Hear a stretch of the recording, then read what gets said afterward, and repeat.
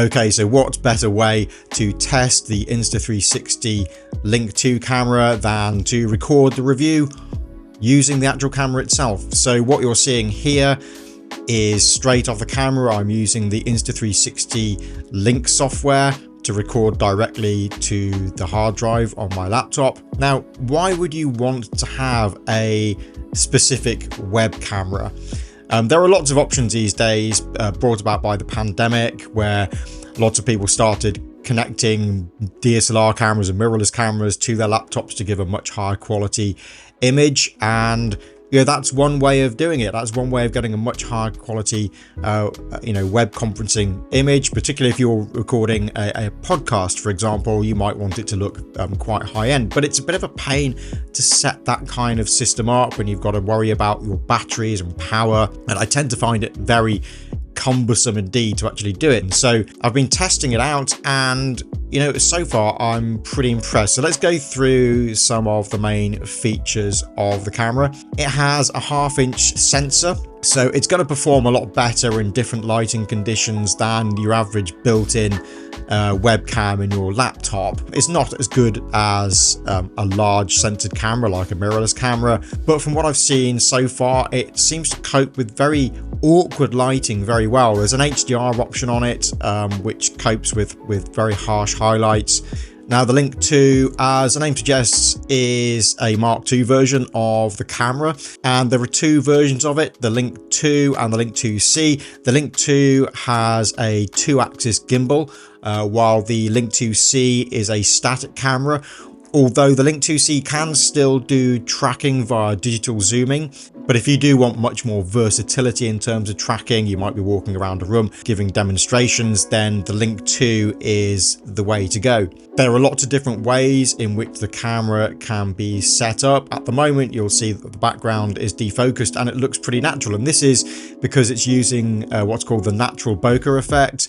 So you'll have seen a lot of software these days, such as Zoom, give you the option to either replace your background or add a background blur, and they look very unnatural indeed, whereas I find that this natural bokeh effect on the Insta360 just looks really good. It's very hard to tell that it's doing a fake shallow depth of field effect. Now, you can select the intensity of this effect. If you ramp it up, then it starts to look a bit artificial, but generally it gives a really nice look, a nice effect. The only thing I've noticed when I'm using this is that when you use these effects with the Link2, it puts it into what's called virtual camera mode. Now, this seems like it might be quite processor intensive, so I have noticed that sometimes I do get some motion stuttering when I've been in this mode. If I turn it off, it goes away completely, but I lose that nice background defocus. This might be related to my laptop, although I am using a pretty powerful one. I'm using an M1 Max, and I know the M1 is a few years old now, but it's still a pretty powerful machine. So maybe it's something that can be improved in a further firmware for the Link2. One thing I really like about using the Link2 is the fact that I can tune the picture settings. You've got different picture profiles, and you can save individual profiles for your different scenarios, be it low light or in a particular building or in a particular setting. Some of the presets work pretty well. I'm using the portraits color profile at the moment. You can tune everything, including your contrast and your saturation. And importantly, you can tune the sharpness. And this is one setting that I really do like, because a lot of webcams can give that very digital, over-sharpened look. And the fact that I can tune this right down to minimum and give it a much smoother look is quite important for me. I think it makes the image look a bit higher quality, if that makes any sense. So yeah, I really like the tunability of this camera over what you'd have on a standard webcam. Now, both Link cameras go up to 4K resolution, up to 30 frames a second, and they go down to 24 frames a second as well. Some of the very specialized effects you will need to drop down to 1080p or below. There's a few effects called gestures, which give you celebration effects, that kind of silly stuff. So just so you can see some of the different effects you get in 1080p mode. Now 1080p mode does actually go up to 60 frames per second, by the way. I can select modes such as this portrait mode, which is a bit less natural, I think, than the natural bokeh effect. I think it's a bit overdone. I can add in this studio lighting effect. It's all very similar to what you have on your iPhone. And you can also add in silly effects like the reactions. Hopefully this will record because I've had problems before. Yep. So yeah, wonderful. This one I quite like. I think this one's pretty cool. But yeah, you get the idea. Audio wise, there are 3 options. You can have a voice focus, or you can have what's called voice suppression, so it will really suppress the background background noise that might be around. Or you've got a music focus, which pretty much turns off all filtering, so that if you're recording music, for example, it won't interfere with the sound of the musical instrument. Now, the audio pickup on the camera is pretty good, but it won't filter out room echo or room resonance. So if you want the highest quality audio, it's still recommended that you use a separate microphone like I am at the moment. I'm using a dynamic microphone to record this.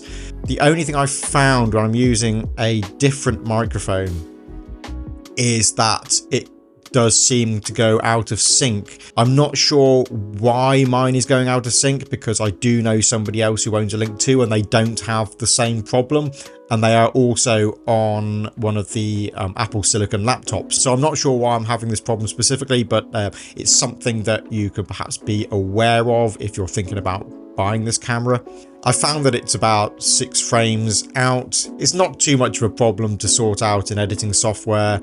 But it is still a bit of a pain. I'd like to be able to get to the bottom of why it's actually happening. There's no problem if you record directly to the actual camera microphone itself. Just so you can get an idea of what the different voice modes sound like on the microphone that's built into the Link 2. This is in voice focus mode. Now I'm going to select voice suppression mode, and hopefully that will switch in while I'm recording. So this is the voice suppression mode, and this is designed to really get rid of as much background sound as possible. So if you're sat recording in a cafe or somewhere, then this is the mode to use. I can also select music balance mode, and this turns off all the AI noise cancellation mode, so you get as raw an audio as you possibly can for recording musical instruments. The camera can be controlled via your smartphone, so if you're standing a distance away, you can control it using that. You can also use gestures, and they work pretty well. So if I hold up my hand, that will now enable the auto tracking feature. And so if I hold up my hand again, the light will flash and it will turn off that tracking feature again. So it's really super easy to control. There's a lot of different options there.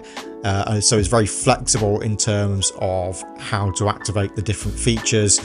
You know, I can use gestures to turn on the whiteboard tracking or the zoom. I can turn on the smart composition, and that will frame things depending on what I've told it to do. So for example, at the moment, I've told it to frame my head. So if I move back like this, you'll see it zooms in to keep a headshot, and it'll zoom back out if I move closer to the camera. Can be a little bit distracting, but if you want to keep that framing, it works pretty well. It's pretty reliable. You can select between the head, half body, or whole body. So if you're walking around the room, it'll stay wide. Close focus is also pretty good on it. So if you want to highlight something or show somebody a close up to camera, you can. I've got my camera. Let's get this in frame. As you can see, that is how pretty close. So you can get a pretty good detailed shot of things if you need to hold them close to camera. So overall, I've been really happy with the image from the Insta360 Link 2.